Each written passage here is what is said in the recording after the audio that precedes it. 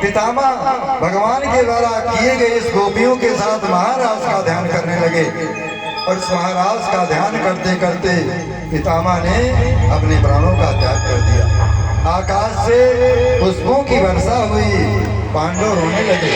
भगवान ने सबको समझाया और पांडवों ने पितामह का अंतिम संस्कार किया। पांडवों को गद्दी दे करके भगवान द्वारिका की तरफ चलने को तैयार हुए। सबने भगवान का स्वागत किया। भगवान द्वारिका जाने लगे। युधिष्ठिर ने कहा, अर्जुन साथ में जाओ, क्योंकि रास्ते में भीलों की नगरी है। चोर डाकू रास्ते में बढ़ते हैं। देखो गले में कितना सुंदर हार पहने हैं, कान में सुंदर सुंदर कुंडल है, कहीं कोई छुड़ा न ले। अर्जुन जाओ साथ में, भगवान को पहुंचा कराओ। सोचो, जिनकी कृपा से महाभारत जैसे युद्ध को अर्जुन ने पार कर लिया, भीष्म पितामह द्रोणाचार्य पर विजय कर लिया, ऐसे भगवान की रक्षा करने के लिए अर्जुन को भेज रहे हैं। क्योंकि बच्चा समझते हैं छोटा भाई। अर्जुन तो चाहते हैं कितना समय हमारा द्वारिकाधीश के साथ में बीते। साथ में चले गए और इधर समय आने पर उत्तरा के गर्भ से बालक का जन्म हुआ। युधिष्ठिर ने ब्राह्मणों को बुलवाया, जाति धर्म संस्कार करवाया और वो बच्चा जन्म लिया। जन्म लेने के बाद तुरंत पालथी मारकर बैठ गया और पालथी मारकर बैठकर चारों तरफ सबको देखने लगा, चारों तरफ सबको निहारने लगा।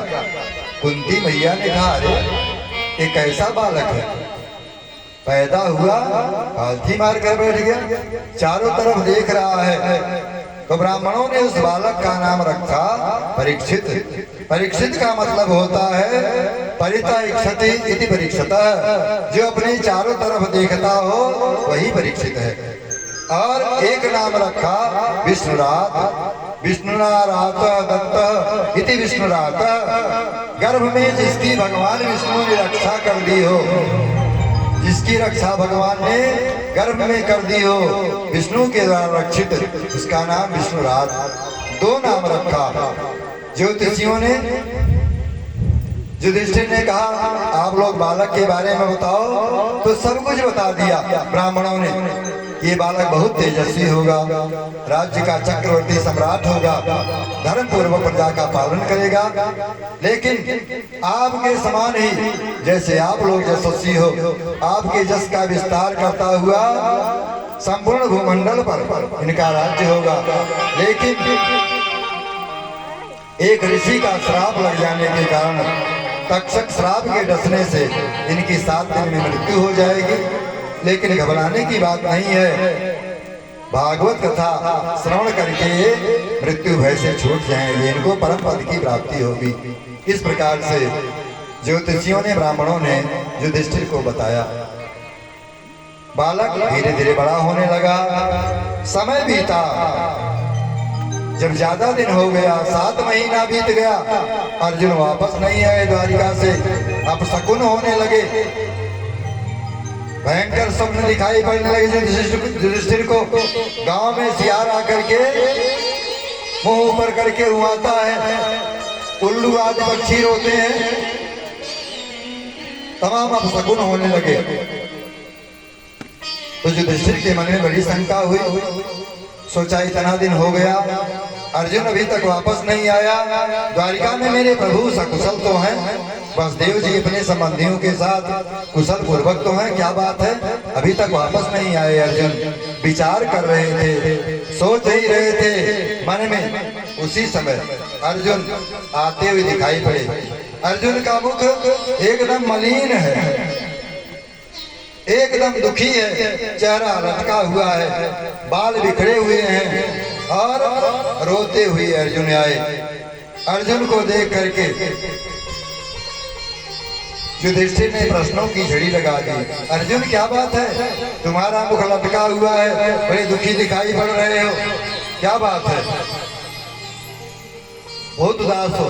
कहीं तुमने किसी निरीह की हत्या तो नहीं कर दी, किसी ब्राह्मण का अपराध तो नहीं कर दिया, किसी अगम्या औरत के साथ गमन तो नहीं कर दिया, कोई भयंकर पाप तो नहीं कर दिया। किसी बालक वृद्ध रोगी को बिना भोजन कराए स्वयं भोजन तो नहीं कर लिए? क्या अपराध कर दिया? तुम्हारा मुख क्यों लटका हुआ है? क्यों इस प्रकार से दुखी दिखाई पड़ रहे हो? इस प्रकार से प्रश्नों की झड़ी लगा दी, प्रश्नों का बौछार लगा दिया। तो अर्जुन ने कहा, भैया चरणों में गिर गए और कहे कि वंचितो हम महाराज हरिणा बंधुरूपिणा जेन में अपहृतं तेजो देव विस्मापनम महत।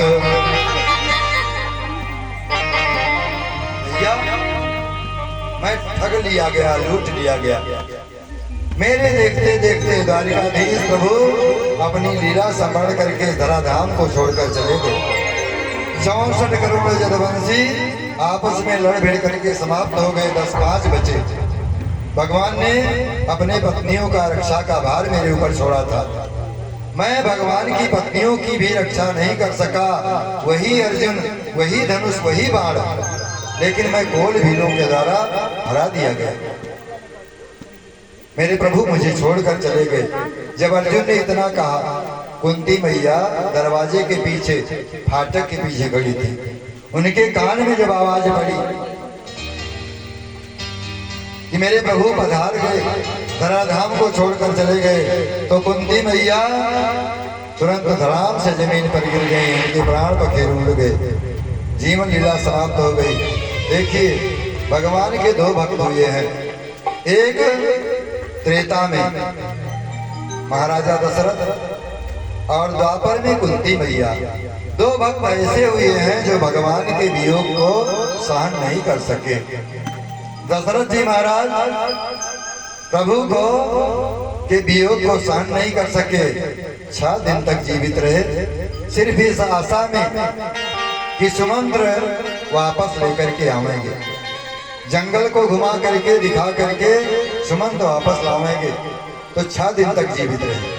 लेकिन सुमंत वापस आकर जब कह दिए कि सत्य प्रतिज्ञ प्रभु राम अपनी पत्नी सीता और भाई लक्ष्मण के साथ हमें वन में चले गए हैं, वापस नहीं आए, तो दशरथ जी ने 6 बार राम शब्द का उच्चारण किया, क्योंकि 6 दिन जीवित थे।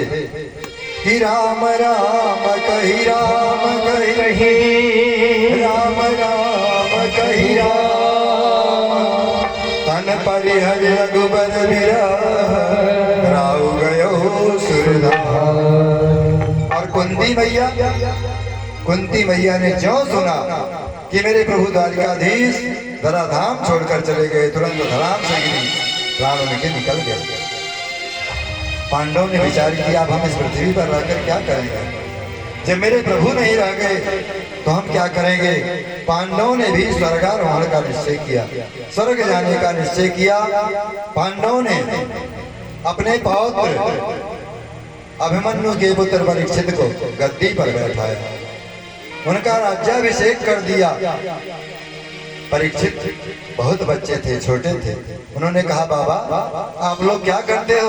मैं छोटा सा बालक हूँ, आप लोग हमको गद्दी पर बैठा रहे हो, हम कैसे राजपाट चलावेंगे?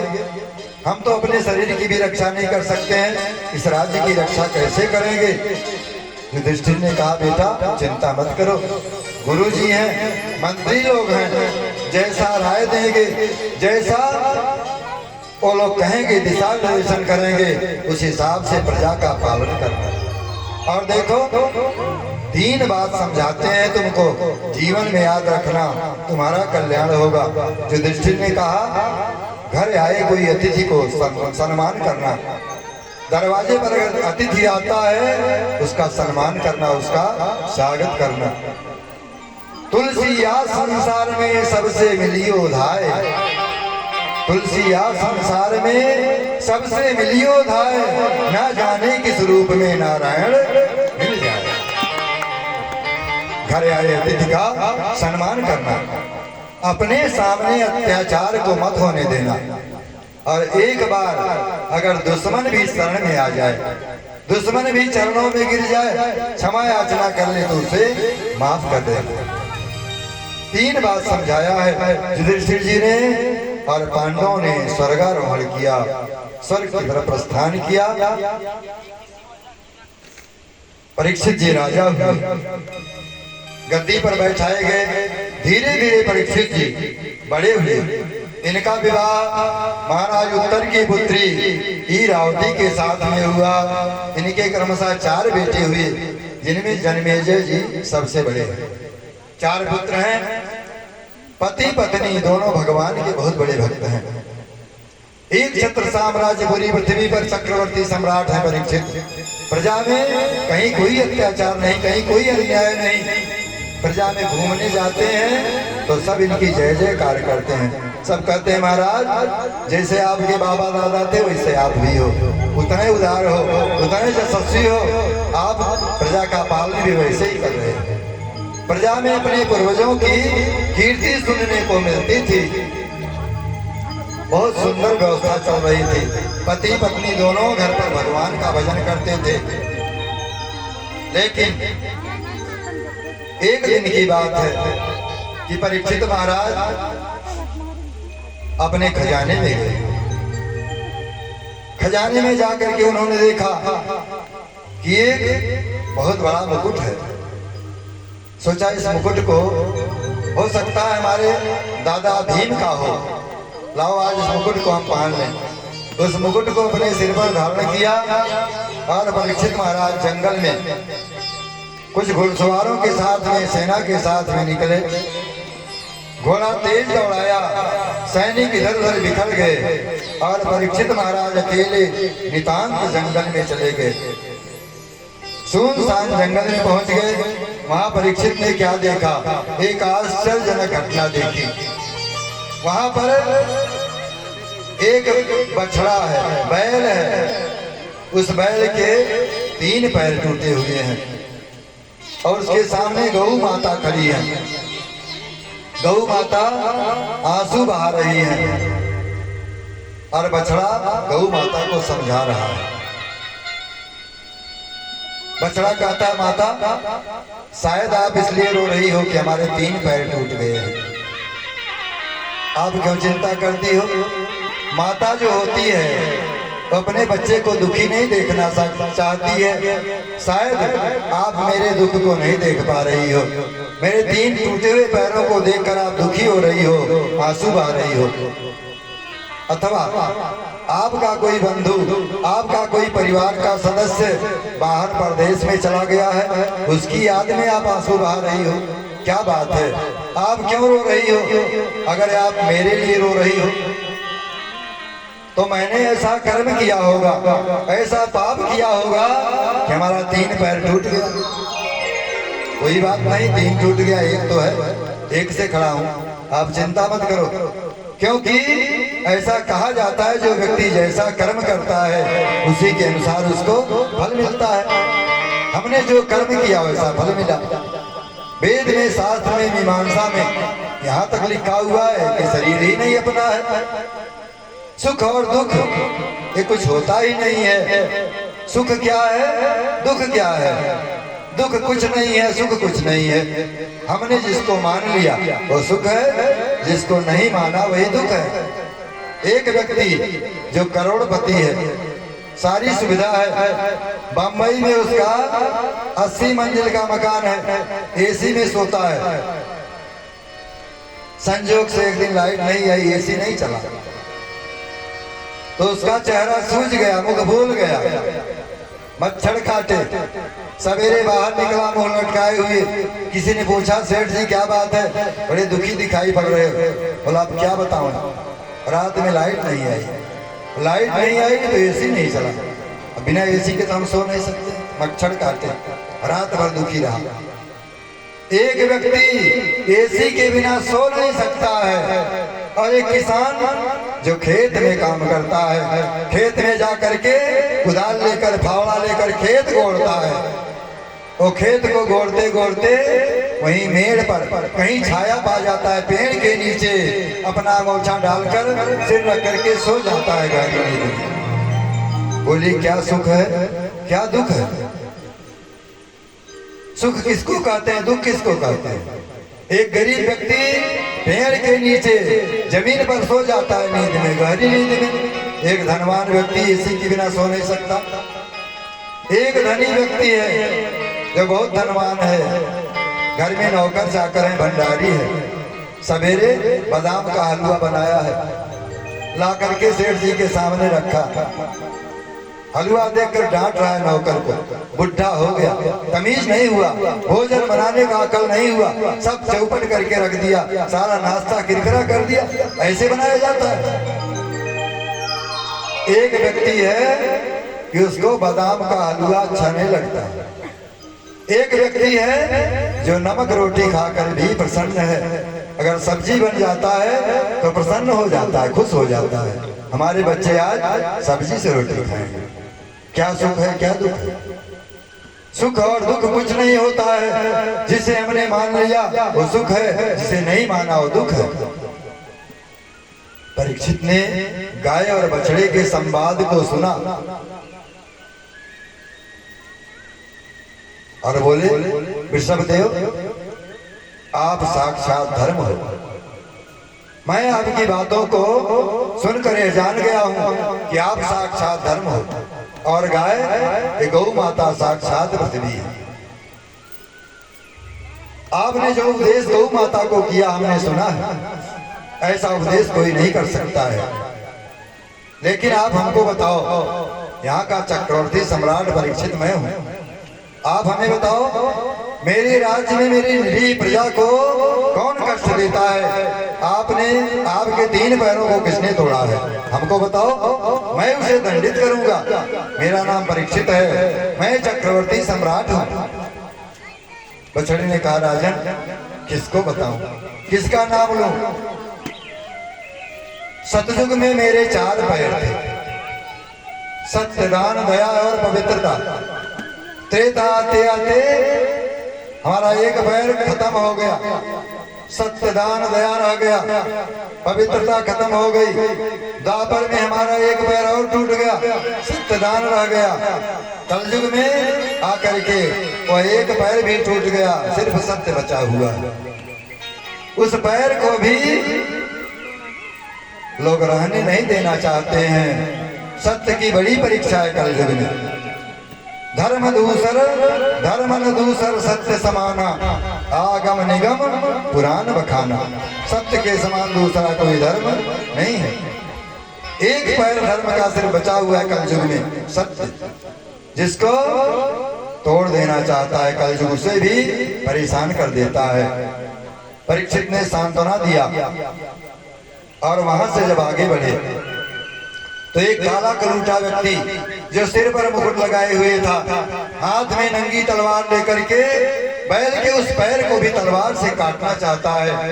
परीक्षित ने देखा, घूम करके आए, तलवार निकाल ली, मारने के लिए दौड़े। कौन है तू दुष्ट आतताई, मेरी प्रजा में मेरी निरीह प्रजा को कष्ट पहुंचाता है? ठहर जा, मैं तुझे जिंदा नहीं छोड़ूंगा। जब परीक्षित ने उसे ललकारा तो अपने मुकुट को सिर से उतारा, परीक्षित के चरणों में रख दिया और पाही माम मेरी रक्षा करो, मैं आपकी शरण में हूं। चरणों में लेट गया। पांडवों ने परीक्षित को क्या शिक्षा दी थी? पांडवों ने कहा था कि चाहे कोई कितना भी बड़ा पापी हो, एक बार शरण में आ जाए तो माफ कर देना। परीक्षित ने कहा, उठो, खड़े हो, कौन हो तुम, मुझको अपना परिचय दो। उसने कहा, महाराज मैं साक्षात कलयुग हूं। मेरे 3 भाई इस धराधाम पर राज्य करके जा चुके हैं, मैं चौथा भाई हूं, मेरा समय आ गया है, मैं कलयुग हूं। परीक्षित ने कहा, कलयुग? अरे तुम यहाँ से तुरंत भाग जाओ, मेरे सामने मत बढ़ो, तुम यहाँ से चलो, भाग जाओ तुरंत, मेरे राज्य से निकल जाओ।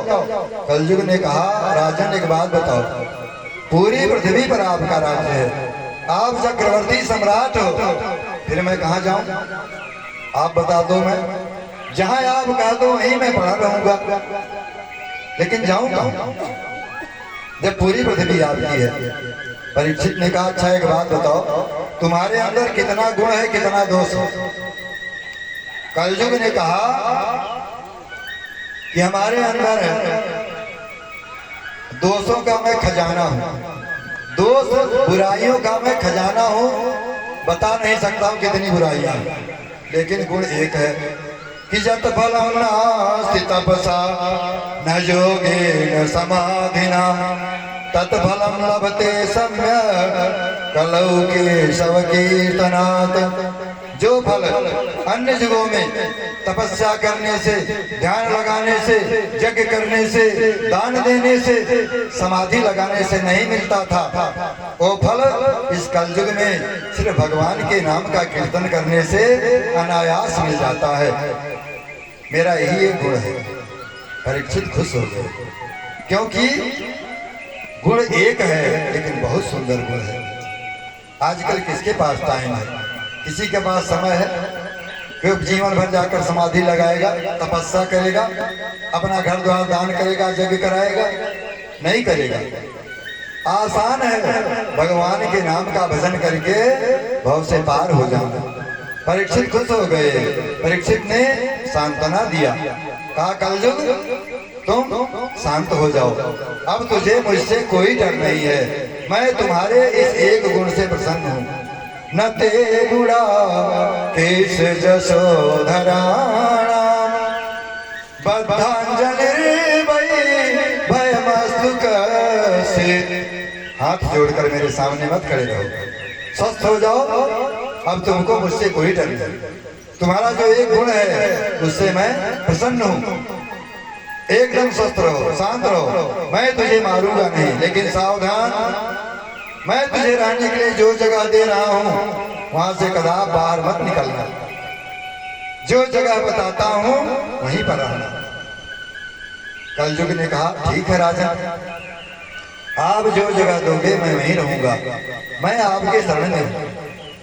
परीक्षित ने शरणागत की रक्षा किया और कहा कि मैं तुझे रहने के लिए 4 स्थान देता हूं। वो क्या है 4 स्थान? द्यूतम, पानम, स्त्रिय, सूना। 4 जगह है। द्यूत माने जुआ, जहां पर जुआ होता है वहां निवास करना, क्योंकि जुआ में कपट होता है, धोखाधड़ी होता है, इसलिए वहां पर कलयुग का वास दिया। दूसरा स्थान दिया पानम। पानम माने जहाँ मदिरा पान होता है, शराब लोग पीते हैं, वहाँ कलयुग को रहने के लिए स्थान दिया। देखिए जुआ जो है, जुआ घर में करोड़पति जाते हैं और खाकपति बनकर निकलते हैं। बहुत धनवान जाते हैं और वहां से जब निकलते हैं तो को पैसा नहीं रहता किराया। जुआ के नाते ही पांडव पूरे राज्य को हार गए, अपनी पत्नी द्रौपदी को भी हार गए। जुआ नहीं खेलना चाहिए, इसमें कलयुग का वास है। और पानम माने मद्यपान, सुरापान, शराब को कभी हाथ नहीं लगाना चाहिए, क्योंकि इसमें कलयुग का वास है। हमने देखा है डबल एमए कर लेते हैं, खूब पढ़े लिखे हैं, और जब पी लेते हैं तो नाली में जाकर गिरते हैं। मुख नीचे है, नाली में मुख करके कुत्ते से बात करते हैं, और गिरते पड़ते अगर घर पहुंचे भी पड़ोसी के घर जाकर पहुंच जाएंगे। चाय नाश्ता कर लेंगे तब याद आएगा अपने घर तो हम अभी आए ही नहीं। शराब नहीं पीना चाहिए, इसमें कलयुग का वास है। तीसरा स्थान दिया स्त्रिय वेश्याचार, पराई स्त्री के साथ बुरा बर्ताव, पर स्त्री गमन ये नहीं करना चाहिए, इसमें कलयुग का वास है। और चौथा स्थान दिया सूना। सूना माने हिंसा, जहाँ जानवर काटे जाते हैं, बकरा बकरी काटे जाते हैं, हिंसा होती है, वहां पर कलयुग का वास है। क्योंकि जीवों की हिंसा नहीं करनी चाहिए, सबके अंदर उसी परमात्मा का वास है। आपको क्या अधिकार है किसी को आप मार करके उसको खाते हो? वर्णन है भागवत में 28 प्रकार के नरकों का। इसमें जो मांस खाता है, मदिरा पीता है, उसका क्या हाल होता है वर्णन किया गया है। जो व्यक्ति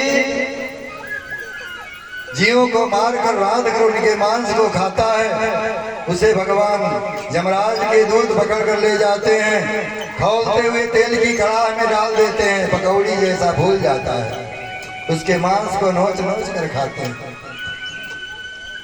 कभी भी जीव हत्या नहीं करनी चाहिए, इसमें कलयुग का वास है। 4 स्थान दिया परीक्षित ने। कलयुग ने कहा, प्रभु राजन एक बात बताओ, जैसे मैं बुरा था वैसे आपने सब खराब है जगह हमको रहने के लिए दे दिया।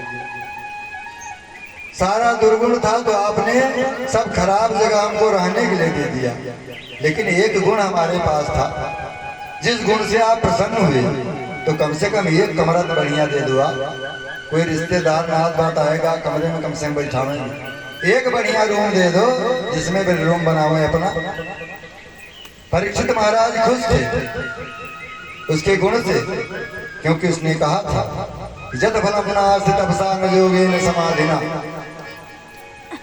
कलयुग केवल नाम धारा, सुमिर सुमिर नर उतर ही पारा।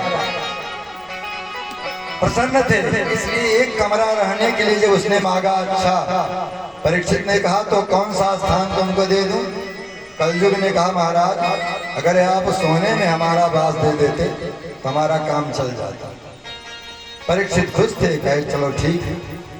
देखिए सोने में भी कलयुग का वास परीक्षित ने दिया। ये भागवत के प्रथम स्कंद की कथा है।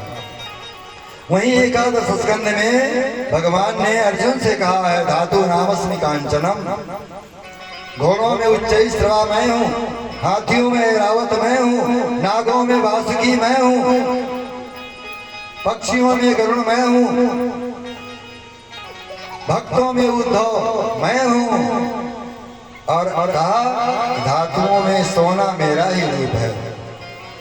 भागवत में ही दोनों बात है। तो कोई भी संसार की कोई भी वस्तु शुद्ध नहीं है, सब में दोष है। जीवन में जितनी भी वस्तुएं आप प्राप्त करते हैं सब में दोष है, लेकिन उस दोष को दूर करने का क्या उपाय है?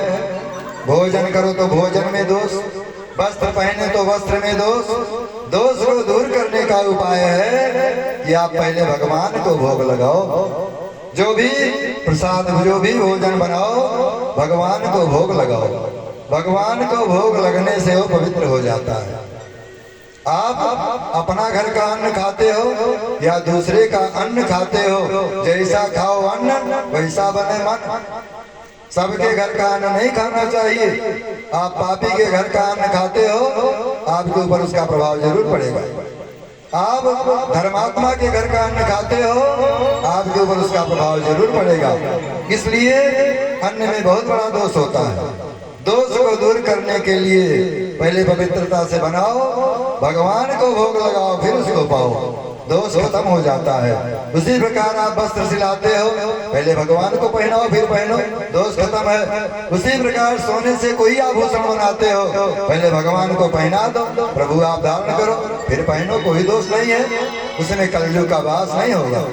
लेकिन बनवा करके खुद पहन लिया तो कलयुग तो उसमें आ ही जाएगा। प्रसन्न थे, 5 चीजों में रहने को स्थान दिया, वहां से आगे बढ़े। सिर पर मुकुट धारण किया था और मुकुट जरासंध का था, दुष्ट राजा था। कलयुग सवार हो गया परीक्षित के सिर पर। भूख प्यास से व्याकुल हो गए, जल की खोज में जंगल में भटकने लगे और खोजते खोजते उनको भूख प्यास से व्याकुल होकर समीक ऋषि का आश्रम मिला। सोचा आश्रम में महात्मा होंगे, कुछ भोजन करने को मिलेगा, कुछ जल मिलेगा। दूर से पुकारा, अरे बाबा मंदिर में कोई है, कुटिया में कोई है, मैं हूँ यहाँ का राजा परीक्षित, मुझे जोरों की भूख लगी है, क्या कुछ खाने को मिलेगा, क्या कुछ जल मिलेगा हमको? अंदर से कोई आवाज नहीं आई। घोड़े को ही छोड़ करके अंदर गए। कुटिया में तो क्या देखते हैं, समीक ऋषि ध्यान में थे, भगवान के समाधि लगाकर बैठे थे। उनको राजा की आवाज नहीं सुनाई पड़ रही थी। परीक्षित ने सोचा ये ढोंगी साधु ढोंग करके बैठा है, सोच रहा है कौन राजा के खिदमतदारी में पड़े। वेश बनाकर बैठा है साधु का। मेरे द्वारा पूरी प्रजा का पालन होता है, मैं सबकी रक्षा करता हूँ, सबका पालन करता हूँ। आज मैं भूख प्यास से व्याकुल हूँ, मेरी सेवा नहीं करना चाहता है। ढोंगी कहीं का बाहर आए क्रोध में, सिर पर कलयुग सवार था तो देखा आश्रम के बाहर एक मरा हुआ सर्प पड़ा था। धनुष की नोक से उस सर्प को उठाया, लाकर समीक ऋषि के गले में डाल दिया। घोड़े पर बैठे अपने राज्य को वापस आए। कुछ लड़के वहां खेल रहे थे, दौड़े दौड़े गए और समीक ऋषि का पुत्र श्रृंगी ऋषि वहां खेल रहा था बच्चों के साथ। बच्चों ने कहा, अरे श्रृंगी तुम यहाँ खेल रहे हो, वहां एक राजा आया तुम्हारी कुटिया पर और उसने तुम्हारे पिता के गले में मरा हुआ सर्प डाल दिया। श्रृंगी ऋषि को बहुत क्रोध आया। देखो मेरे पिताजी भगवान की समाधि में भगवान की पूजा में थे और एक कौन सा दुराचारी राजा था जिसने मेरे पिता के गले में सर्प डाल दिया। मैं इसे इसका दंड जरूर दूंगा, इसे इसका फल जरूर दूंगा। तुरंत कौशिकी नदी में प्रविष्ट हुए, हाथ में जल लिया और श्राप दे दिया। ब्राह्मण का श्राप की तिलंघित मर्यादम तक्षक सप्तमे दंशति अस्म कुलांगार चोदितो नेतदुद्रोहम। जिसने ऋषियों की मर्यादा का, राजा की मर्यादा का उल्लंघन किया है, मेरे पिता के गले में सर्प डाल कर गया है, ऐसे राजा को आज के 7वें दिन तक्षक सर्प डस लेगा और उसकी मृत्यु हो जाएगा। श्राप देकर जल को नदी में छोड़ दिया। वहां से दौड़ा हुआ आया बालक, पिता के गले में लग करके सर्प को निकाल कर बाहर फेंका। पिता के गले से लगकर फूट फूट कर रोने लगा। ऋषि की समाधि खुली, समाज से जगे बेटे को रोते हुए देखा। बोले क्या बात है बेटा, क्यों रोते हो? श्रृंगी ने कहा, पिताजी एक राजा आया था, आप पूजा कर रहे थे, आपको नहीं मालूम है, आपके गले में मरा हुआ सर्प डाल दिया था, मैंने उसे श्राप दे दिया, आज के 7वें दिन तक्षक के डसने से उसकी मृत्यु हो जाएगी। समीक ऋषि ने जब सुना बहुत दुखी हुए। समीक ऋषि ने कहा, बेटा तुमने अच्छा काम नहीं किया। और राजा परीक्षित थे, भूख प्यास से व्याकुल थे, हमको उनका सम्मान करना चाहिए था, उनको भोजन कराना चाहिए था, जल पिलाना चाहिए था, लेकिन मैं समाधि में था, जान नहीं पाया। और राजा भूख प्यास से व्याकुल हमारी कुटिया में आया, क्रोध लग गया, मान लो मेरे गले में मरा हुआ सर्प डाल दिया।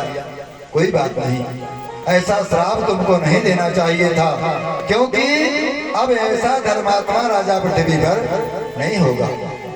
अब जो राजा होंगे लुटेरे होंगे, प्रजा को लूटेंगे, प्रजा से टैक्स लेंगे, धन लेंगे और प्रजा की सुरक्षा की व्यवस्था नहीं करेंगे। ऐसा धर्मात्मा राजा पृथ्वी पर नहीं होगा, तुमने ठीक नहीं किया। उन्होंने अपने शिष्य गौरमुख को बुलाया और कहा, गौरमुख जाओ राजा परीक्षित को सूचना कर दो, उसे श्रृंगी का श्राप लग गया है, आज के 7वें दिन तक्षक के डसने से उनकी मृत्यु हो जाएगी, अगर हो सके तो अपनी मृत्यु को सुधारने का कोई उपाय कर ले। कहा कर दौड़ाया।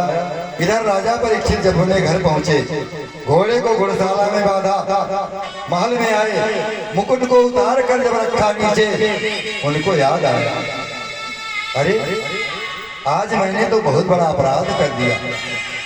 मैं जंगल में गया और एक ऋषि के गले में मरा हुआ सर्प डाल दिया। कहाँ मुझे उस ऋषि के चरणों में प्रणाम करना चाहिए था, उनकी सेवा करनी चाहिए थी। वो बड़े तेजस्वी ऋषि थे, अगर वो चाहते तो मुझको तुरंत श्राप दे देते, लेकिन उन्होंने कुछ नहीं कहा। मैंने उनके गले में मरा हुआ सर्प डाल दिया। इतना बड़ा नीच कर्म हमने आज किया कैसे? इतनी बड़ी नीचता की बुद्धि मेरी हुई कैसी? मैंने बहुत बड़ा पाप किया है। भगवान मुझको कोई न कोई दंड देंगे, तभी मेरे पापों का प्रायश्चित होगा। अहो मया नीच मना जवत्कृतम निरागसी ब्राह्मण गुण तेजसी। वो ब्राह्मण थे, तेजस्वी ब्राह्मण थे, मैंने उनका अपमान कर दिया, उनके गले में सर्प डाल दिया मरा हुआ, बहुत गलत किया। पछताने लगे, विचार किया कि हमको इस पाप कर्म का दंड अवश्य मिलना चाहिए, तभी मेरी आत्मा को संतुष्टि होगी। तुरंत थोड़ी ही देर में समीक ऋषि का भेजा हुआ शिष्य पहुंच गया।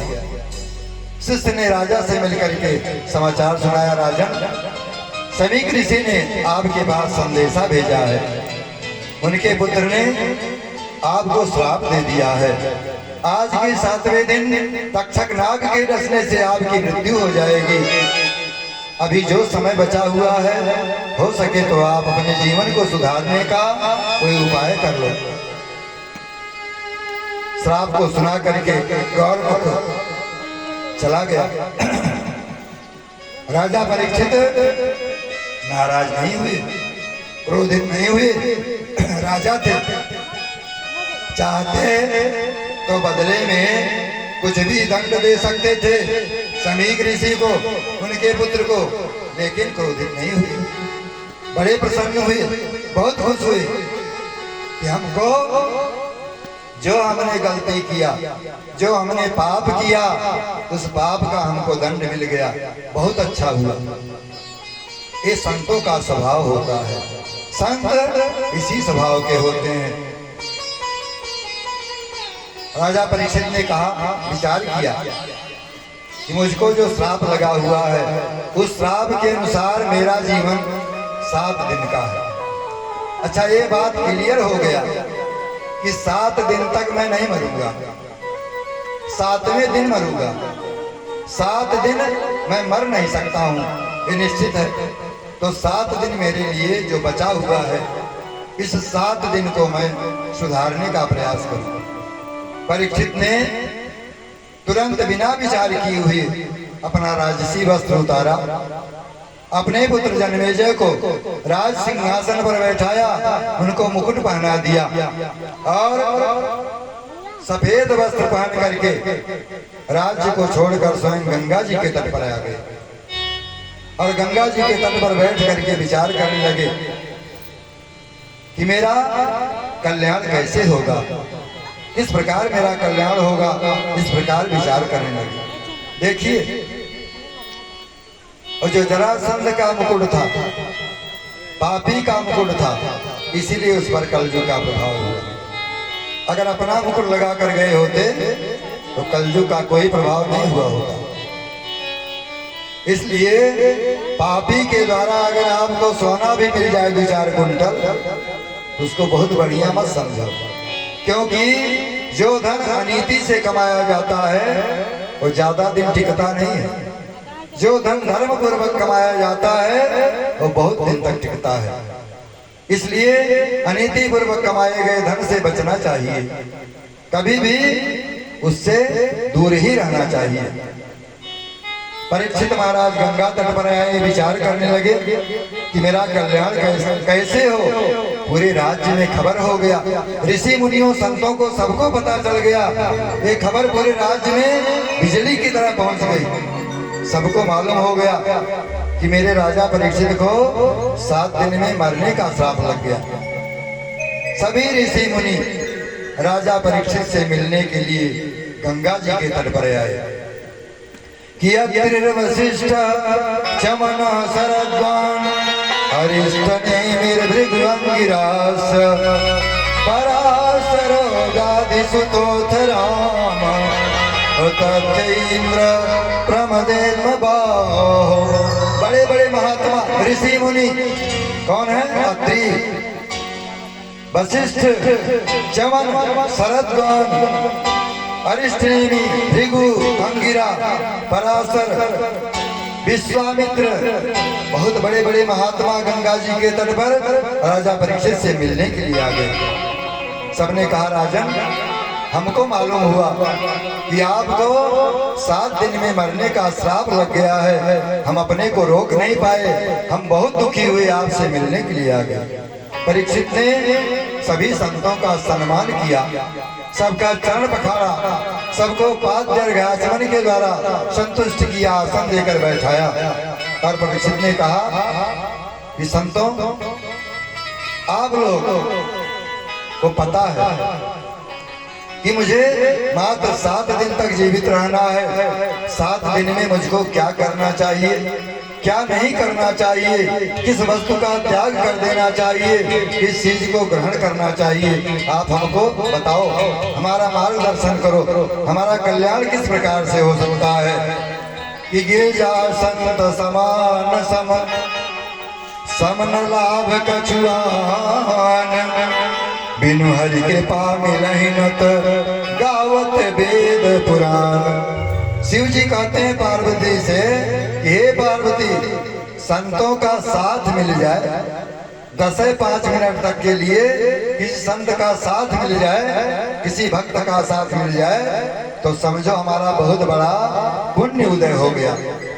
मेरा बहुत बड़ा पुण्य है जो हम ऐसे संतों के साथ में अपना समय बिता रहे हैं। बिना भगवान की कृपा हुए संत नहीं मिल सकते हैं। परीक्षित ने कहा, भगवान की बहुत बड़ी कृपा है कि अगर उस संत ने हमको श्राप दिया, लेकिन मैं समझता हूँ संत ने हमको श्राप नहीं दिया, उस संत ने हमको आशीर्वाद दिया। अगर उन्होंने हमको श्राप न दिया होता तो इकट्ठा आप इतने संतों का हमको दर्शन कैसे मिलता, आप सबका दर्शन कैसे मिलता। इसलिए मैं धन्य भाग, मेरा बहुत बड़ा सद्भाग्य है। आप लोग मेरे कल्याण का उपाय बताओ। सब आपस में विचार करने लगे कि क्या उपाय बताऊं मैं, कौन सा उपाय हो सकता है। आपस में विचार कर रहे हैं। इधर सुखदेव भगवान, जैसा हमने आपको बताया, सुखदेव जी निर्गुण ब्रह्म की समाधि में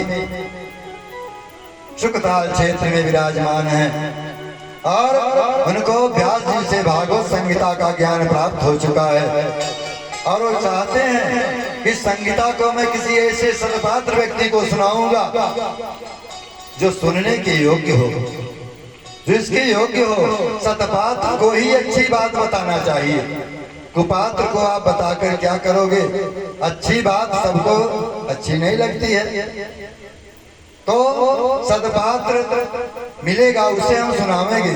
आज देखिए संजोग, परीक्षित जैसा श्रोता और सुखदेव जैसा वक्ता आज तक दुनिया में न कोई हुआ न होगा, जिनके माध्यम से हम सभी लोग भागवत कथा का रसपान कर रहे हैं। सर्वप्रथम सुखदेव जी ने परीक्षित को कथा सुनाई थी। देखिए दोनों महान क्यों हैं। सुखदेव भगवान, हमने आपको बताया 12 वर्ष तक माँ के गर्भ में थे और भगवान ने गर्भ में आकर दर्शन दिया और तब सुखदेव जी गर्भ से बाहर आए। जब भगवान ने कहा बाहर निकलो, मेरी माया तुम्हारे ऊपर कोई असर नहीं पड़ेगी डालेगी, तब सुखदेव जी बाहर आए, नहीं तो कहे मैं बाहर निकलूंगा ही नहीं। तो पहले भगवान का दर्शन किए तब गर्भ से बाहर आए। कितने बड़े संत महात्मा। और परीक्षित गर्भस्थ शिशु की भगवान ने रक्षा की। माता उत्तरा के गर्भ में अश्वत्थामा के ब्रह्मास्त्र से भगवान ने गर्भ में जाकर परीक्षित की रक्षा की। तो परीक्षित को भी गर्भ में ही भगवान का दर्शन प्राप्त हुआ। श्रोता वक्ता दोनों को गर्भ में ही भगवान का दर्शन मिल गया।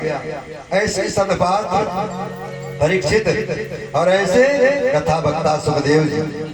सुखदेव जी को ऐसा मालूम हुआ, आभास हुआ कि जैसे कोई कान में कह रहा है कि सुखदेव चलो गंगा तट पर चलो और परीक्षित को कथा सुनाओ। सुखदेव जी वहां से गंगा तट पर आए, जहां पर परीक्षित महाराज संत महात्माओं के साथ में विराजमान थे। वहां पर सुखदेव जी जब पहुंचे तो सब संत खड़े हो गए। बड़े लंबे लंबे उम्र के संत, 10-10 हजार वर्ष के महात्मा सब उठकर खड़े हो गए। सब सुखदेव के चरणों में प्रणाम करने लगे। और सुखदेव जी तो मात्र 16 वर्ष की अवस्था, शरीर पर एक वस्त्र नहीं, दिगंबरम वक्त्रकिरण केशम, लंबी लंबी भुजाएं, लंबे लंबे घुघराले बाल, चौड़ा वक्षस्थल, सुंदर सांवला शरीर, 16 वर्ष की अवस्था। पीछे पीछे औरतें, नंगा बाबा आ गया, नंगा बाबा आ गया, बच्चे पीछे पीछे नंगा बाबा आ गया करते हुए आ रहे हैं। जब संत उठ करके सुखदेव भगवान के चरणों में दंडवत करने लगे, राजा परीक्षित ने सोचा अवश्य कोई महान विभूति है, कोई बहुत ऊंचा संत है। तो परीक्षित ने भी उठ करके सुखदेव जी के चरणों में साष्टांग दंडवत किया, साष्टांग प्रणाम किया। समस्त बच्चे और स्त्रियां वहां से भाग गए तुरंत। राजा जिसके चरणों में प्रणाम कर रहे हैं, अगर हमको देखेंगे हंसी उड़ाते तो न जाने कौन सी सजा होगी, सब भाग गए। कि तत्र भवत भगवान व्यास पुत्र यदि क्षया गामठ मानो नपेक्ष अलक्ष लिंगो निज लाभ तुष्टो व्रतश्च बालैरवधूत वेश। तत्र भवत भगवान व्यासपुत्र, वहां पर व्यासपुत्र का प्राकट्य हुआ। व्यासपुत्र आए साक्षात भगवान के रूप में। भगवान व्यासपुत्र, भगवान ही व्यासपुत्र बनकर के आए। कैसे थे? यदिक्षया गामठ मानो न भिक्षा, बिना किसी के बुलाए अपनी इच्छा से भ्रमण करने वाले। सुखदेव जी की जब इच्छा होती थी तभी कहीं जाते थे, नहीं तो कहीं नहीं जाते थे। सतगृहस्थ के दरवाजे पर वो मात्र उतनी देर ठहरते थे जितनी देर में एक गाय दुही जाती है। अगर उतनी देर में कोई सेवा हो गया तो हो गया, नहीं तो चलता बने। तो सुखदेव जी जो स्वयं की इच्छा से पृथ्वी पर टहलने वाले हैं, ऐसे महात्मा अलक्ष लिंगो निज लाभ तुष्टो, शरीर पर कोई वस्त्र नहीं है, दिगंबर हैं, दिशाएं जिनके वस्त्र हैं और अपने लाभ में भगवान के ध्यान में मस्त रहते हैं, दुनिया की परवाह नहीं है। ऐसे भगवान व्रतस्य बालैरवधूत हुई सह, अवधूत के रूप में सुखदेव भगवान वहां पर पधारे। परीक्षित जी ने दौड़ करके चरणों में साष्टांग प्रणाम किया, आसन ला करके बैठाया, उनका चरण पखाड़ा, उनका चरण धोया, उनके माथे पर चंदन लगाया, पाद्य आचमन के द्वारा सेवा किया। और जब सेवा कर ही रहे थे संतों ने इशारा किया, परीक्षित ज्यादा देर मत करो, अगर ज्यादा देर करोगे तो ज्यादा देर रुकते कहाँ है? जितने देर में गाय दुही जाती है उतने देर रुकते हैं, जल्दी करो। जो हमसे पूछ रहे थे पूछ लो, तुम्हारी मुक्ति चल कर आ गई है, मुक्ति को खोजने की जरूरत नहीं है, ये साक्षात भगवान है। तो सुखदेव जी ने जब आसन पर विराजमान हो गए तो परीक्षित जी ने कि सब विष्णुरातो अतिथि आगत तस्मै सपर्जा शिरसा जहार ततो निमित्त है बुदास त्रियोर्भका महासने स्वपनिवेश पूजिता। आसन पर बैठा करके पूजन करके और तुरंत परीक्षित ने प्रश्न कर दिया कि भगवान जेषां संस्मरणात् पुंसां सद्यो सत्यन्ति वै गृहा किं तु पुनर्दर्शनं स्पर्श पाद शौचासनं दिवि। जिनका मात्र दर्शन हो जाने से, जिनका दर्शन मिल जाने से सदगृहस्थ का घर पवित्र हो जाता है, ऐसे आप जैसे संत का हमको चरण धोने को मिल गया, आपका पैर पखाड़ने को मिल गया, आपको आचमन कराने का सौभाग्य मिल गया। मेरे जैसा सौभाग्यशाली कौन हो सकता है? मैं बहुत बड़ा सौभाग्यशाली हूँ, आपका दर्शन हुआ, आपने मुझे दर्शन दिया। यतः पृच्छामि संसिद्धिं योगिनां परमं गुरु, योगियों के परम गुरु मैं आपसे पूछना चाहता हूँ। क्या पूछना चाहता हूँ? कि पुरुषस्य यत् कार्यं म्रियमाणस्य सर्वदा, जिसकी मृत्यु 7 दिन में होना निश्चित है, जो 7 दिन में मरने वाला है, उसे क्या करना चाहिए, क्या नहीं करना चाहिए, कौन सा आचरण करना चाहिए, कौन सा नहीं करना चाहिए, आप हमको बताओ। सुखदेव जी ने कहा परीक्षित बैठते देर नहीं हुई और तुमने प्रश्न कर दिया, अभी हम आकर बैठे तुरंत प्रश्न कर दिया। परीक्षित ने कहा गुरु जी आप ज्यादा देर रुकते कहाँ हो, आप तो सतगृहस्थ के दरवाजे पर गोदो अनुमात तक बैठते हो, आप ज्यादा देर रुकते नहीं हो। इसीलिए हमने प्रश्न कर दिया। अब आप मेरे प्रश्न का उत्तर दोगे तभी आप जाओगे, मेरे प्रश्नों का उत्तर दोगे तब जाओगे। सुखदेव जी प्रसन्न हो गए, क्योंकि परीक्षित ने जो प्रश्न किया था वो प्रश्न केवल अपने लिए नहीं किया था।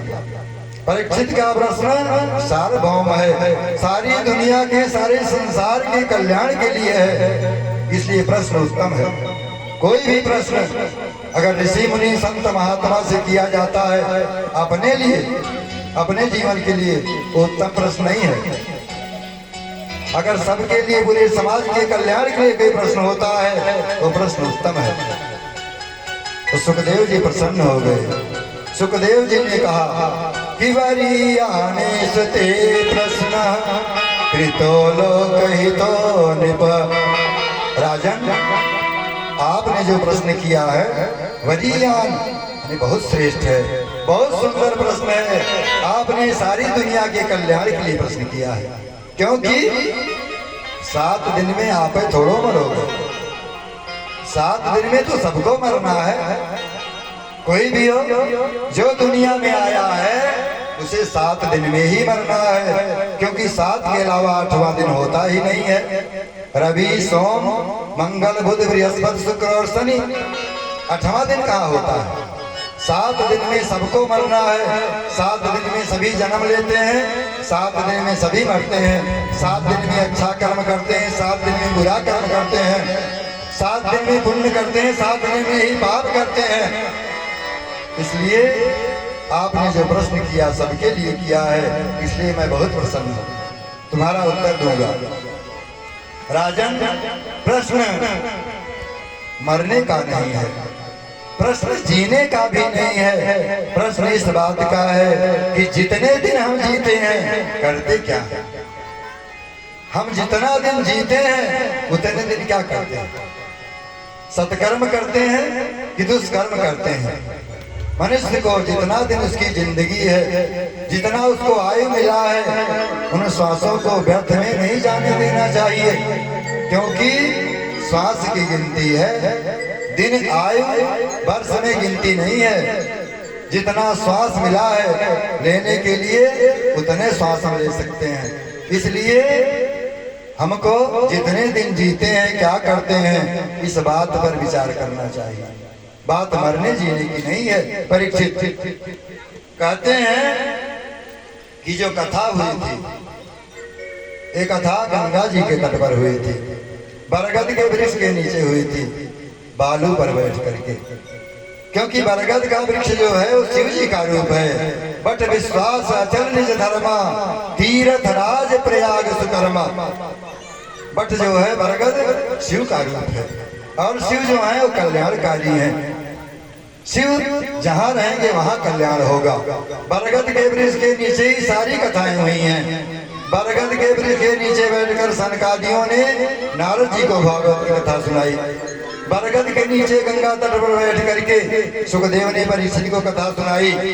बरगद के नीचे बैठ करके जाज्ञवल्क्य जी ने भरद्वाज को कथा सुनाई। बरगद के नीचे बैठकर काकभूषुंडी ने गरुड़ जी को कथा सुनाई। ये बरगद विश्वास का रूप है और शिव जी विश्वास है। भवानी शंकर वंदे श्रद्धा विश्वास रूपिणौ। शिव और शंकर ये श्रद्धा और विश्वास के रूप में है। कथा सुनना चाहिए तो श्रद्धा होनी चाहिए। पहली बात तो वक्ता के प्रति श्रद्धा हो। वक्ता के प्रति अगर श्रद्धा नहीं होगी तो कथा समझ में नहीं आएगी। अरे हुए फलाने थोड़ा कहता नहीं, आप उसके ऊपर विश्वास करोगे तो कथा आपके समझ में आएगी। वक्ता पर विश्वास करो और माता पार्वती के समान श्रद्धा रखो। तो शिव और पार्वती श्रद्धा विश्वास के रूप में है। इसी रूप में कथा श्रवण करनी चाहिए। कहते हैं सुखदेव भगवान कि राजन, बात मरने की नहीं, बात जीने की नहीं, बात इस बात की चिंता है कि हम जितने दिन जीते हैं करते क्या है, हमको करना क्या चाहिए। देखिए इस दुनिया में लोग क्या करते हैं।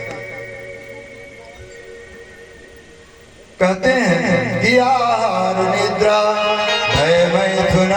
च सामान्यमेतद् पशुभिर्नराणाम् ज्ञानमिहि तेषाम् अधिको विशेषो ज्ञानेन हीना पशुभिः समाना। भोजन हम लोग करते हैं, भोजन पशु भी करता है। जीव जंतु जो हैं सब भोजन करते हैं। अरे भाई, कोई बढ़िया भोजन करता है, कोई थोड़ा खराब करता है, कोई अन्न खाता है, कोई भूसा खाता है, कोई पत्ता खाता है। लेकिन अपने जीवन रक्षा के लिए भोजन सब करते हैं। हम भी भोजन करते हैं, पशु भी भोजन करता है, आहार सब करते हैं। निद्रा हम भी सोते हैं, पशु भी सोता है। भाई, हमारे अंदर भी डर रहता है, पशु के अंदर भी डर रहता है। मैथुन के द्वारा सृष्टि पुत्र पुत्रादिकों की उत्पत्ति हम भी करते हैं। और जानवर भी बेटा बेटी पैदा करता है, उसके भी बेटा बेटी होते हैं। तो ये सब चारों बातें सामान्य है हमारे अंदर, पशुओं में, सबके अंदर है। जो हम करते हैं पशु भी करते हैं। फिर अंतर क्या है मनुष्य में पशु में? विज्ञानमिहि तेषाम् अधिको विशेषो। इनमें मनुष्य के पास ज्ञान है, वही अधिक है। क्योंकि मनुष्य के पास ज्ञान है इसलिए वो श्रेष्ठ माना जाता है। और ज्ञान नहीं ना पशु भी समाना। जो ज्ञान नहीं जिसके पास वो पशु के समान है। इसलिए हम जो भी कर रहे हैं,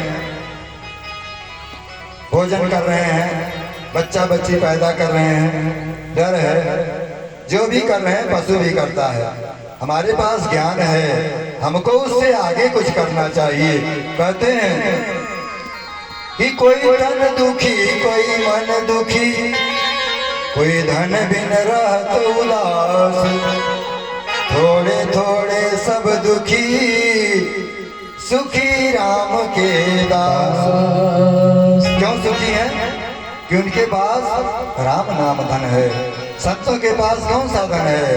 भजन है उनके पास, भजन का खजाना है। संत भगवान के भजन में मस्त रहते हैं, कुछ भी नहीं रहता उनके पास, फिर भी वो प्रसन्न रहते हैं। उनको कोई चिंता नहीं है। बच्चा बीमार हो गया, अस्पताल ले जाना, क्या टेंशन है? ये नहीं है। खेती बाड़ी गड़बड़, कोई है ये नहीं, क्या टेंशन है? भोजन कर रहे हैं बढ़िया आराम से, भजन कर रहे हैं। इसलिए भजन करना चाहिए भगवान का। अरे ना सोहे अरे ना सोहे रामा, भजन बिना नहीं आना सोहे रामा, भजन बिना नहीं आना सोहे रामा।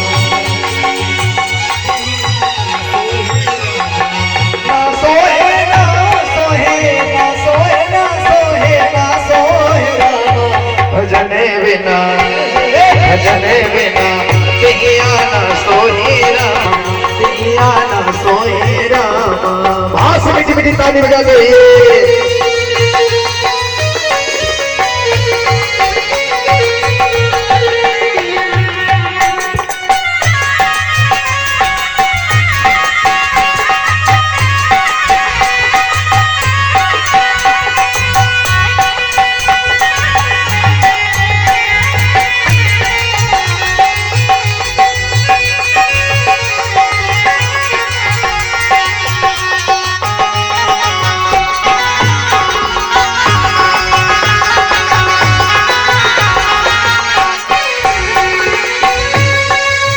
जैसे बछरो बिन गैया ना सोहे, जैसे बछरो एक ललन बिन मैया ना सोहे, एक ललन।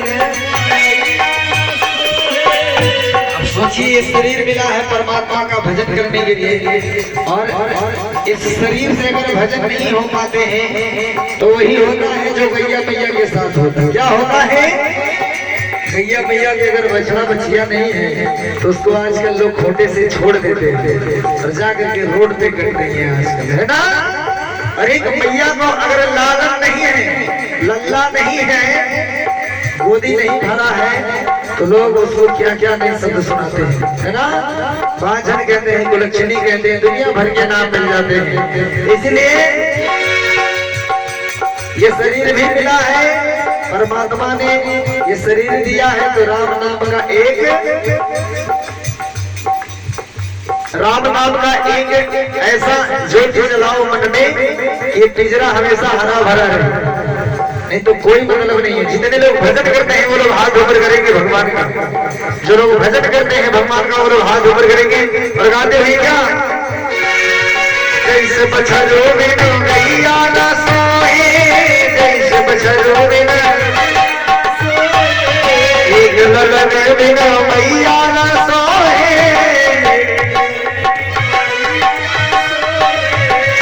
अरे सोहे ना जैसे सोहे ना जैसे लता बिनु पतैया, भजन बिना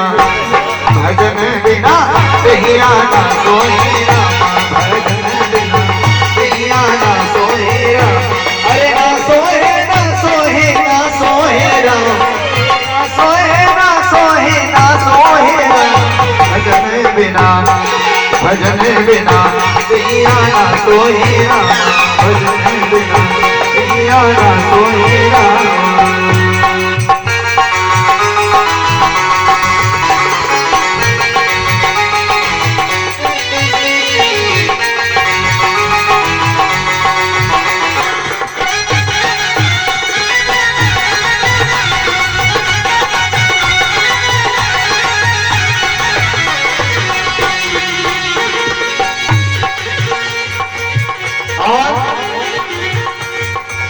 भगतन बिने दरबारे ना सोहे, भगतन बिने दरबारे ना, भगतन बिने दरबारे ना सोहे, भगतन बिने दर, प्रेम बिना परिवार ना सोहे, प्रेम बिना परिवार ना, जैसे से धर बिनु मंगिया ना सोहे, जैसे से धर बिनु, जैसे से धर बिनु मंगिया ना सोहे,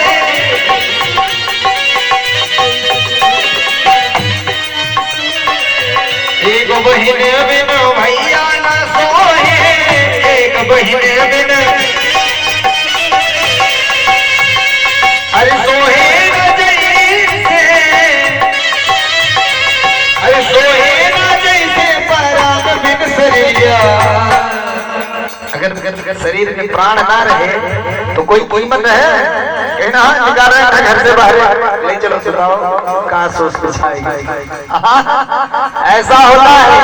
इस शरीर प्राण के बिना अधूरा है, और प्राण कौन है, कौन है, उठाओ हाथ अपने अपने प्राण के लिए उठाओ, प्राणपति के लिए नहीं।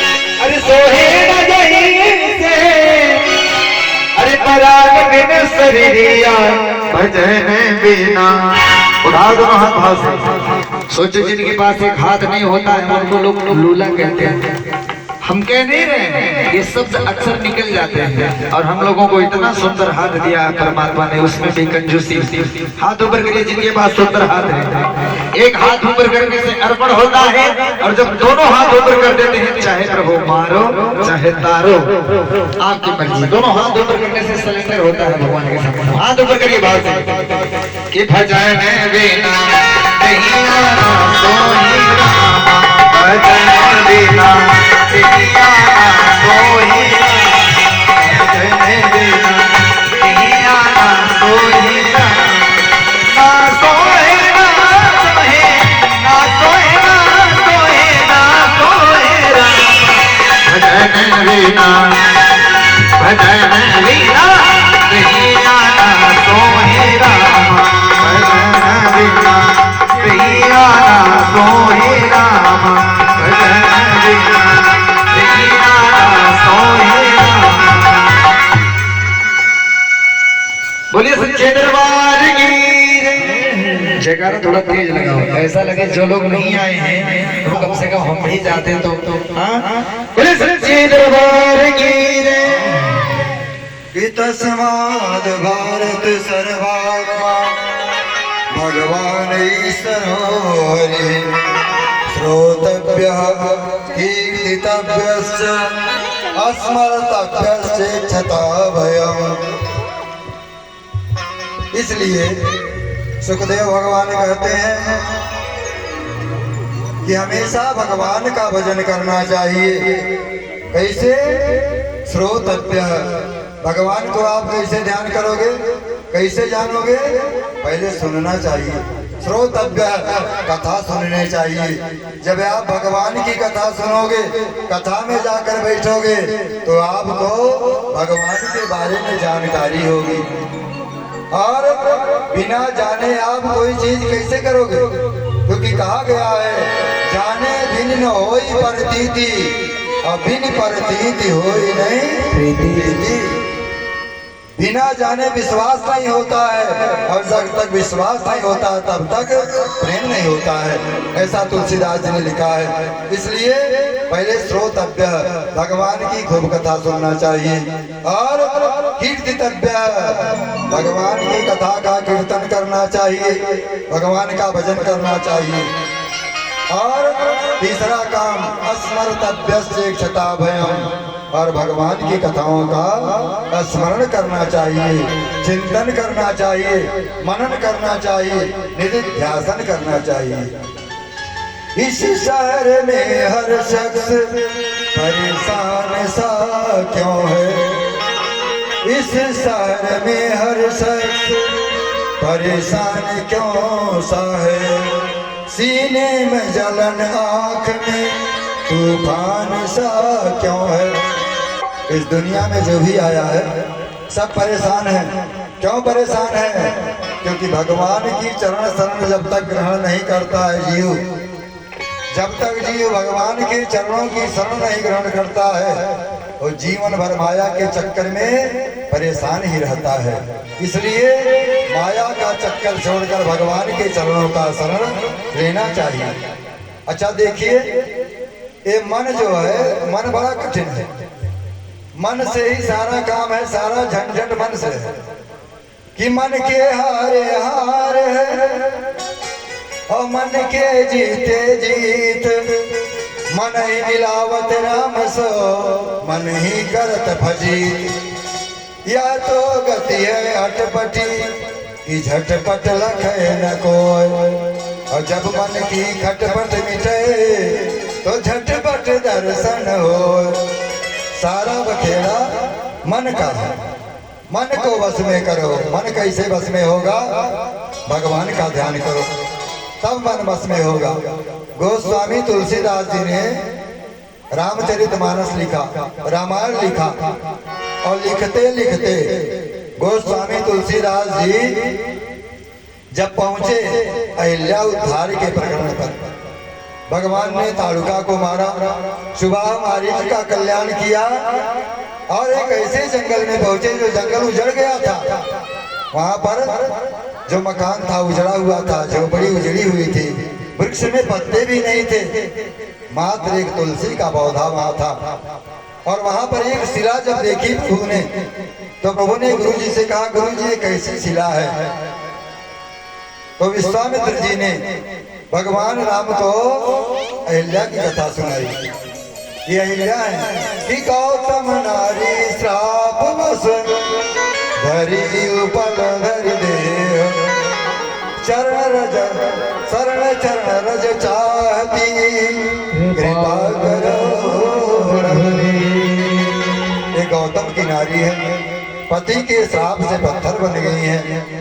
आप इनके चरणों की रज प्रदान करो, और तभी इनका उद्धार हो जाएगा।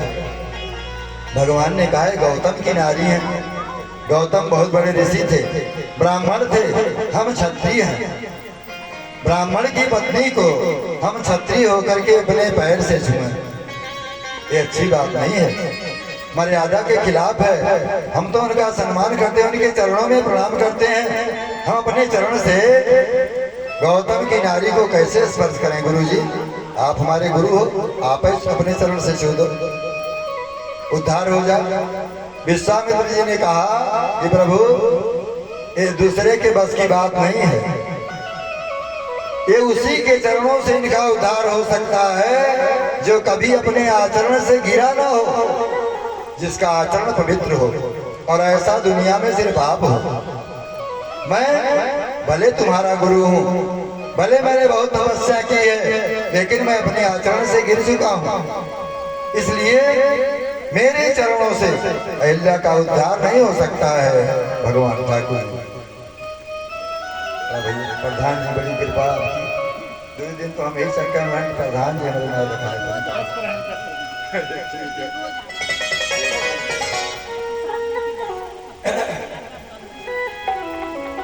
तो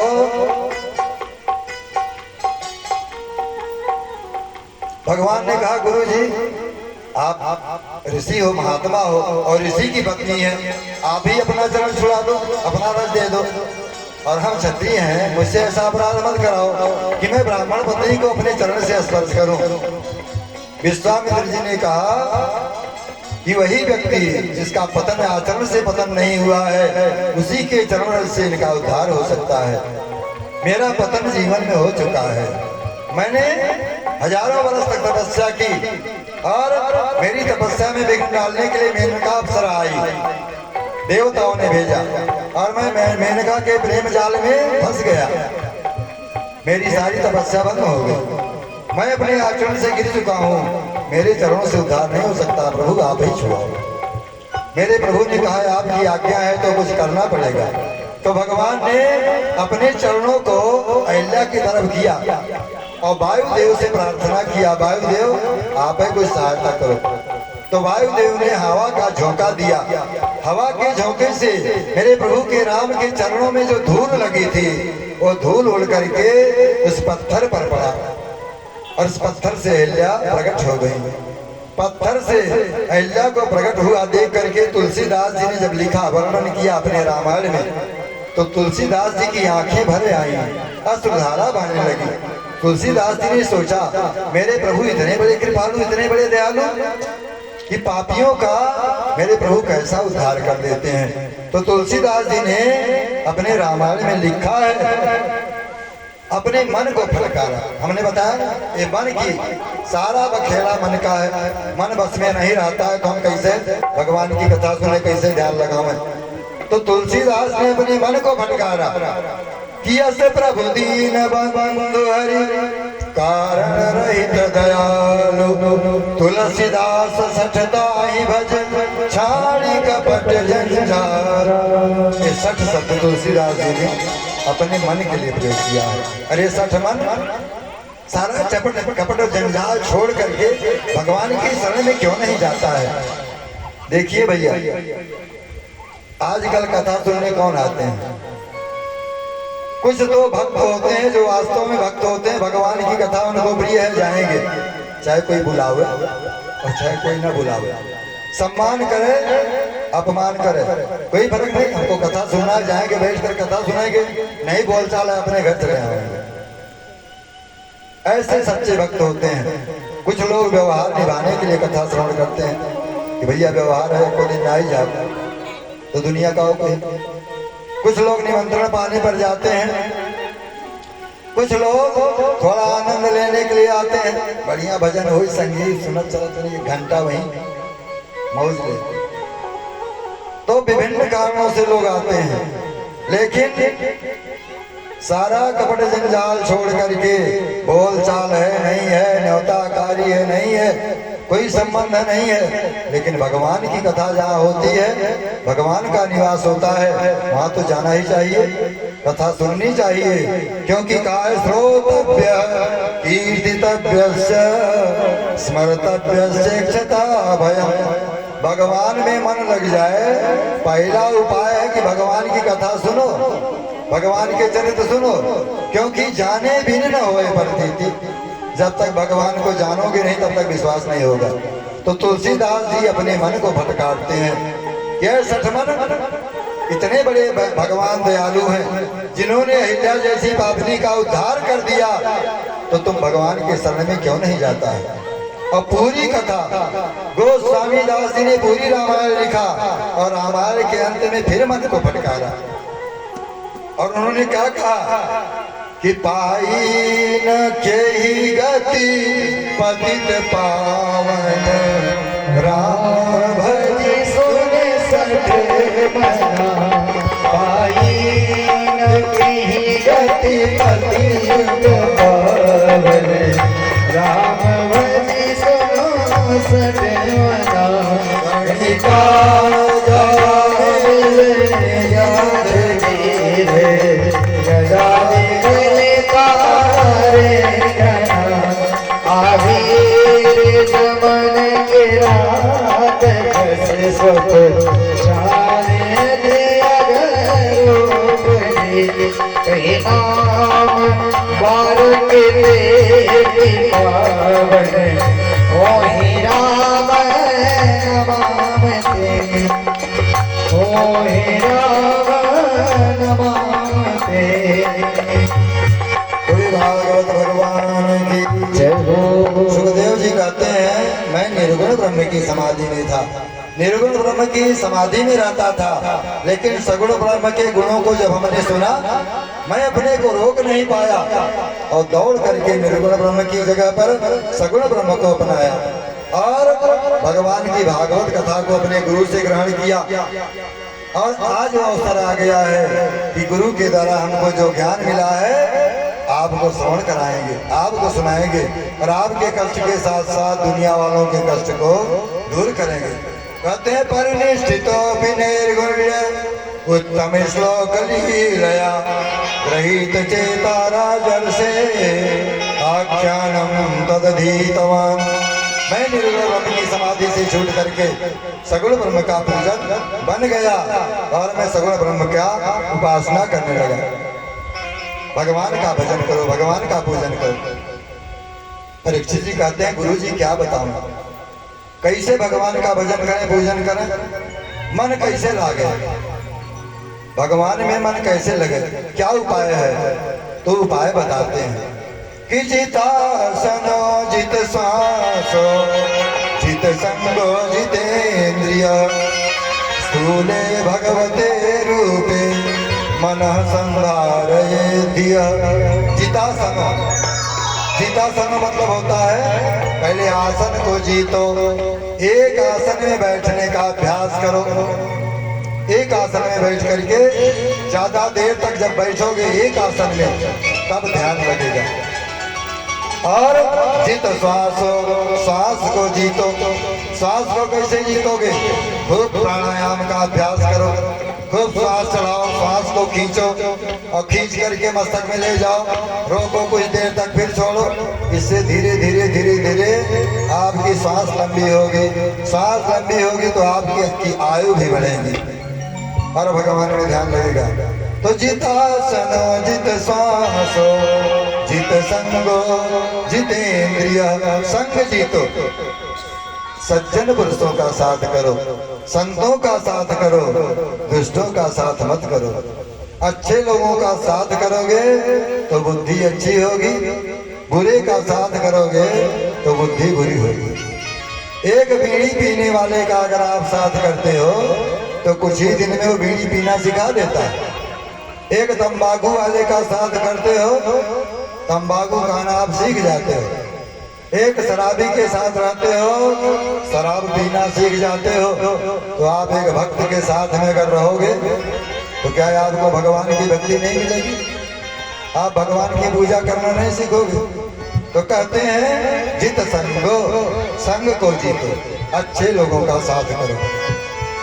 और जितेंद्रिय, अपनी इंद्रियों पर विजय प्राप्त करो। शरीर की जो 10 इंद्रियां हैं, इन इंद्रियों को अपने बस में रखो। कि देखना इंद्रियों के न घोड़े भगे, कि देखना इन इंद्रियों के न घोड़े भगे, इन विषयों के हरदम ये घोड़े पड़े। ओ अपने रथ को सुमार्ग लगाते चलो।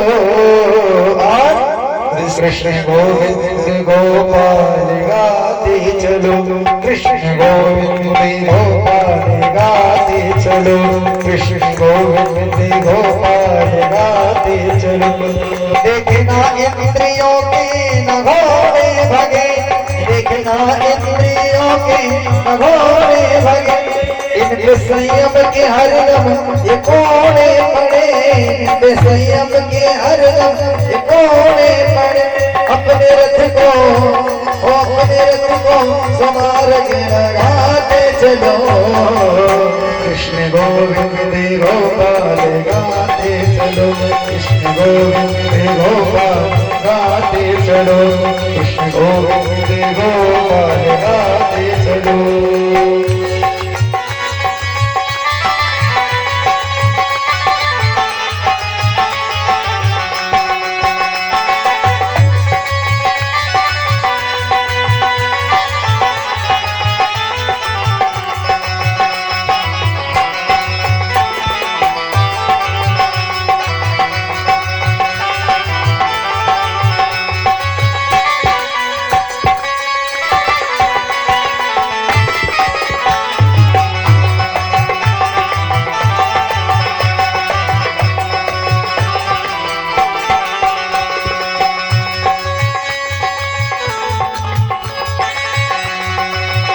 दुख में तड़पो नहीं, सुख में भूलो नहीं, दुख में तड़पो नहीं, सुख में भूलो, प्राण जाए मगर नाम भूलो नहीं, प्राण जाए मगर नाम भूलो।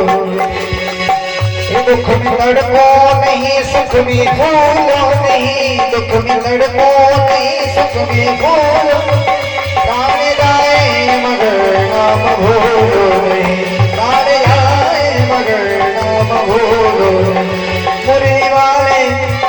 मुरली वाले को मन से रिझाते चलो।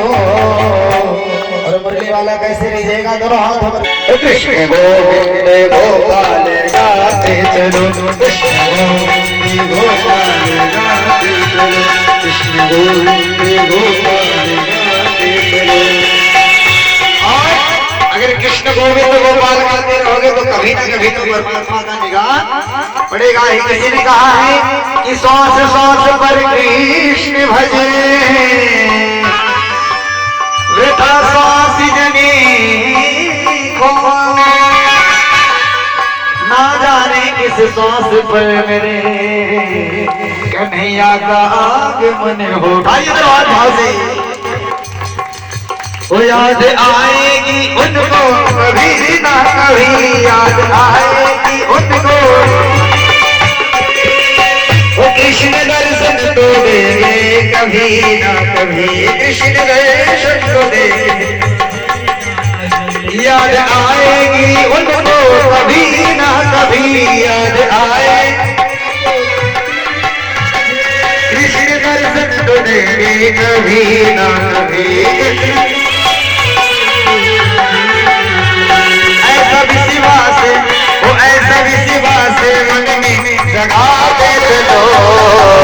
अच्छा, अपने परमात्मा पर कितने लोगों को भरोसा है? हाथ ऊपर करके बताओ।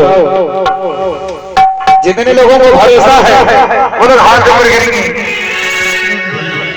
और भाव निकलेगा क्या?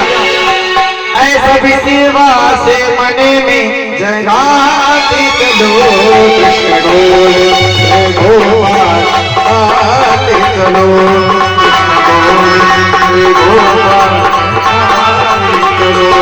अपनी मुक्ति का साधन बनाते चलो, अपनी मुक्ति का साधन बनाते चलो, कृष्ण गोविंद गोपाल कृष्ण गोविंद गोपाल, कृष्ण गोविंद गोपाल। बोले बाके बिहारी लाल की जयकारा थोड़ा तेज बोलो। बोले बाके बिहारी लाल की। हमने कल कहा हेलो हाय छोड़िए। देखिए, अगर ये महामंत्र आप ले रहे हैं तो फिर किसी चीज की आपको जरूरत, जो रटता है राधा राधा उसके कट जाए जीवन की बाधा। इसलिए प्रेम से बोलो राधे राधे। नहीं होगा, परसों भगवान का जन्मोत्सव मनाया जाएगा। अभी बहुत लंबी कथाएं हैं, कल आप लोगों को अन्य कथाएं सुनाई जाएंगी। परसों भगवान का जन्म होगा। आप लोग थोड़ा पहले आने की कोशिश करिए। हम अपने संगीत के बंधुओं से भी आग्रह करेंगे थोड़ा और पहले हो, जिससे थोड़ा जल्दी बंद हो, क्योंकि 11 बज गया।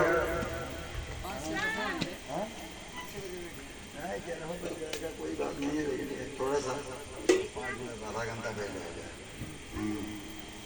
क्योंकि लोग सोने लगते हैं। चलिए आरती करिए। आप लोग भगवान का नाम लेते हुए प्रसाद लेकर अपने घर को जाएंगे।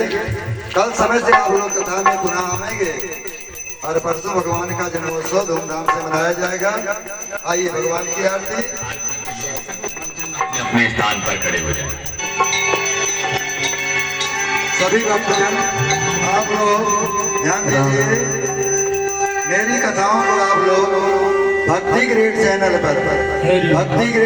पर भागवत कथा अगर आप डालेंगे तो आपको मेरी कथाएं सुनने को मिलेंगी, अथवा आप सीधे रविंद्र मणि त्रिपाठी भागवत कथा प्रवक्ता आप डालेंगे तो आपको भागवत कथा, राम कथा सब वीडियो देखने को मिलेगा।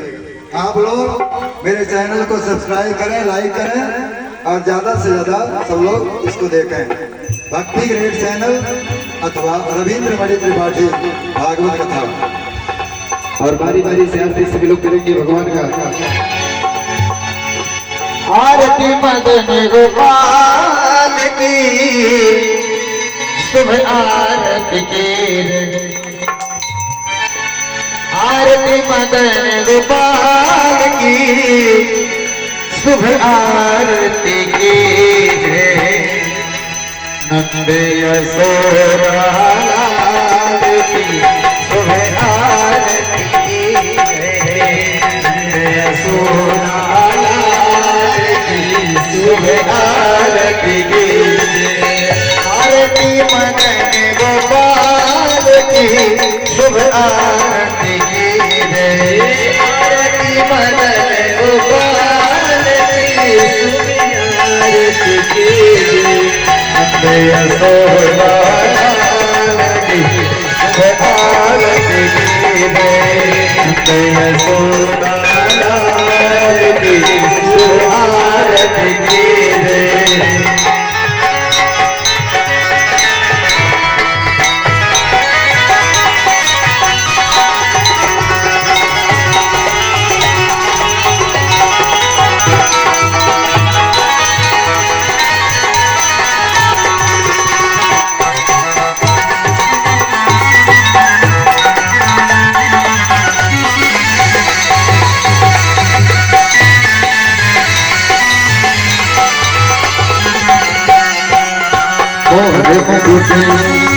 मोर मुकुट माथे पर सोहे, मोर मुकुट माथे पर सोहे।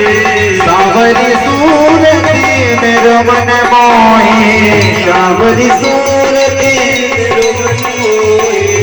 मोर मुकुट माथे पर सोहे, मुकुट माथे पर सोहे। सावरी सूरती मेरो मन मोहे, सावरी सूरती मेरो मन मोहे। मुरली सुरनाद की शुभ आरती की है। कर मुरली सुरनाद की शुभ आरती की है। यशोदा की शुभ आरती की है। यशोदा की शुभ आरती की है।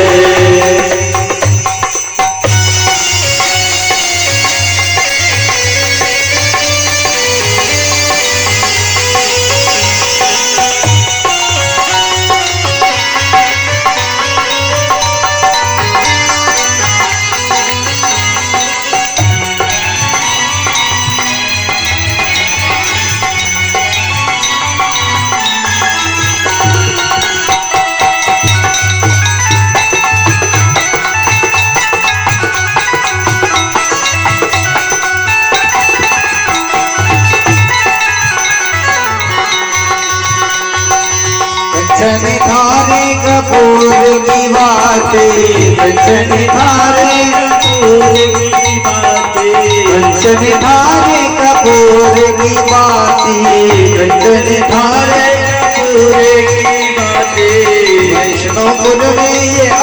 आरती सजाती, वैष्णोपुर में आरती सजाती, वैष्णोपुर में आरती सजाती, वैष्णोपुर में आरती सजाती। शोभा दीन दयाल की शुभ आरती की जय, शोभा दीन दयाल की शुभ आरती की, शोभा लाल की शुभ आरती की जय, शोभा लाल की शुभ आरती की जय, आरती मदन गोपाल की शुभ आरती की जय, आरती मदन गोपाल की शुभ आरती की जय।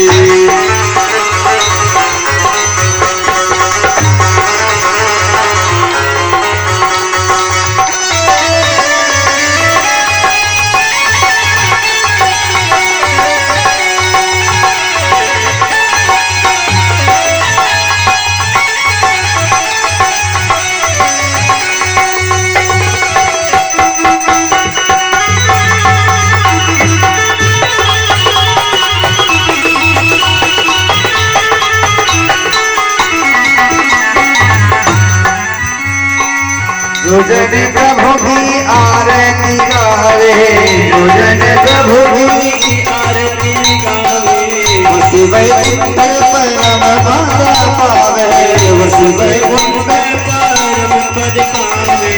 जोजन प्रभु की आरती गावे, जोजन प्रभु की आरती गावे, वसु वैकुंठ परम पद पावे, वसु वैकुंठ कृष्ण नंदलाल की शुभ आरती की जय, बाल कृष्ण नंदलाल की शुभ आरती की जय, यशोदा शुभ आरती,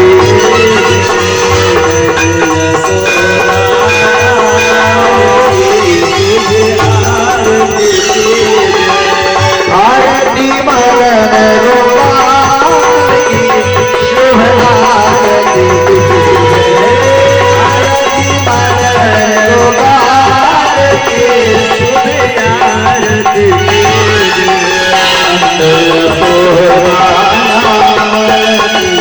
शुभ आरती यशोदा लाल की शुभ आरती की जय। संसार सारम मधुगीत भवानी श्री नमामि, ओमें माता सविता तोमेव तमेव बर्धो जगदेव, ओमें विद्या तोमेव तोमेव सर्वं देव। सबने जरा हाथ ऊपर करके भाव से गाएंगे क्या? हरे राम राम राम हरे हरे, हरे राम हरे हरे, हरे कृष्ण कृष्ण कृष्ण हरे हरे, हरे कृष्ण कृष्ण हरे हरे, श्री कृष्ण गोविंद हरे मुरारी, नाथ नारायण वासुदेव, श्री कृष्ण गोविंद हरे मुरारी, नाथ नारायण वासुदेव, नाथ नारायण वासुदेव, नाथ नारायण वासुदेव, नाथ नारायण वासुदेव, हे नाथ नारायण वासुदेव। भाई तो वहां से भाषा करेंगे क्या? ओ हर हर, ओ हर हर, हर हर महादेव शंभो काशी विश्वनाथ गंगे, हर हर महादेव शंभो काशी विश्वनाथ गंगे, काशी विश्वनाथ गंगे, माता पार्वती संगे, काशी विश्वनाथ गंगे, माता पार्वती संगे, ओ हर हर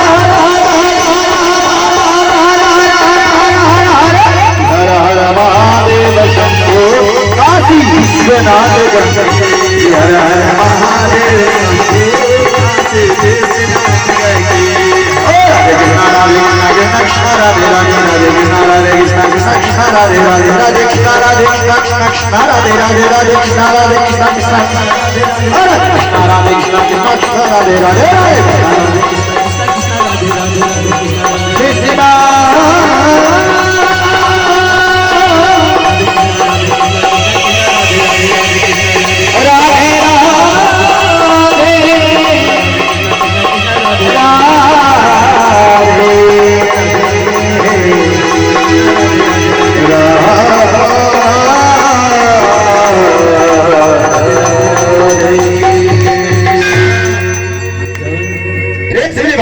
भगवान की जय, भाग गोविंद सरकार की जय, पूज्य श्री महाराज की जय, सच्चे दरबार की जय। और आरती का दर्शन कर प्रसाद पाकर ही घर जाएंगे। पानवा जन्मोत्सव परसों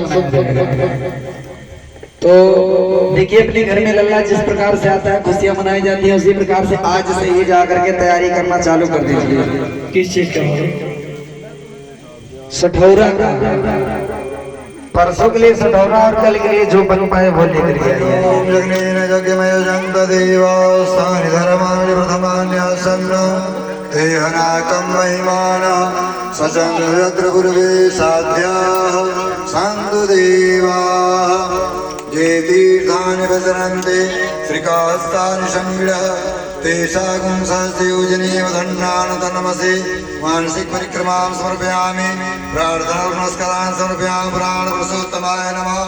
बोलिए वृंदावन बिहारी लाल की जय हो, आनंद कंद भगवान की जय हो, रामचंद्र भगवान की जय, पवन सुत हनुमान की जय हो, महादेव की जय हो, वृंदावन कृष्ण चंद्र की जय हो, सब संतन की जय हो, मैया की जय हो, मैया की जय जय, अयोध्या धाम की जय हो, काशी विश्वनाथ भगवान की वृंदावन धाम की जय हो, राजा रामचंद्र भगवान की जय हो, आदित्य आनंद की जय हो, यज्ञ के यजमान की जय हो, के सकल परिवार की जय हो, के बाल गोपाल की जय हो, कथा में आए समस्त भक्तों की जय हो, कथा में आए समस्त माताओं बहनों की जय हो, मंदिर ब्राह्मणों की जय हो, कथा में सहयोग करने वाले सभी बंधुओं की जय हो, जय जय श्री सीताराम जय जय श्री राधे श्याम नमः पार्वती पते हरे हरे हरे महादेव।